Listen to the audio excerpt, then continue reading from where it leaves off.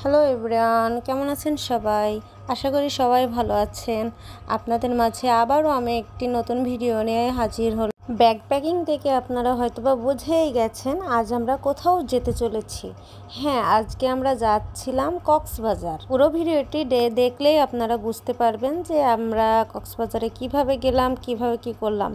এই যে দেখুন, আমরা কিন্তু চুয়াডাঙ্গা রেল স্টেশনে চলে এসেছি। চুয়াডাঙ্গা থেকে ঢাকা ট্রেনের জন্য আমরা অপেক্ষা করছিলাম।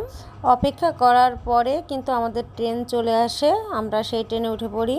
তো আমার সেই ট্রেনের ভিতরে ভিডিওটা করা হয়নি, কারণ অনেক ভিড় ছিল। তো আমরা রাত 11টার সময় কক্সবাজার এক্সপ্রেসে আমরা উঠে পড়েছি। এই যে দেখুন, এটি ছিল আমাদের সিট, কক্সবাজার যাওয়ার ট্রেন এটা।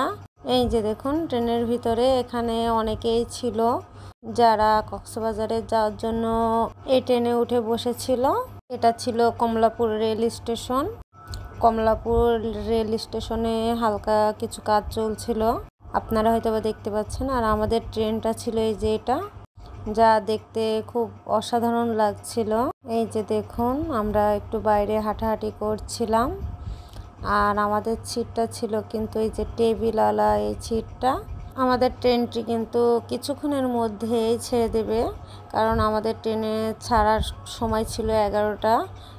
জাস্ট 11টার সময় কিন্তু আমাদের ট্রেনটা ছেড়ে দিয়েছিল। এই যে দেখুন, আর আমাদের বাবুর আব্বু কিন্তু এই যে ব্লগ ভিডিও বানাচ্ছিল ওর ইউটিউব চ্যানেলের জন্য। এই যে দেখুন, আমাদের ট্রেনটা কিন্তু ছেড়ে দিয়েছে। আর রাত্রে আমরা ঘুম দিয়েছিলাম, সকালে উঠে দেখি এই যে আমরা কিন্তু কক্সবাজারে প্রায় চলে এসেছি। এই যে দেখুন, শুধু পাহাড় আর পাহাড়, যেদিকে তাকাই পাহাড়। আর সকালের দৃশ্যটাও অসাধারণ লাগছিল।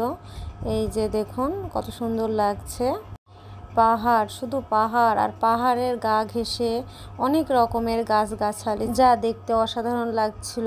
তো আমরা কক্সবাজারে চলে আসি। এই যে দেখুন, কক্সবাজারের ভিউটা অসাধারণ লাগছে। সকাল সকাল জোয়ার ছিল, যে কারণে পানিটা কিন্তু অনেক উপরেই ছিল। এই যে দেখুন, আমরা কিন্তু ঠিক 7টার সময় কক্সবাজারে পৌঁছে যাই। হোটেলে গিয়ে ফ্রেশ হয়ে তারপরে আমরা যে কক্সবাজারে সুগন্ধা পয়েন্টে চলে আসি। এই যে দেখুন, যা দেখতে অসাধারণ লাগছে। ভিডিওটি ভালো লাগলে লাইক, কমেন্ট, শেয়ার করবেন। আর আশা করি আমার পাশে থাকবেন। ভালো থাকবেন, সুস্থ থাকবেন। আল্লাহ হাফেজ।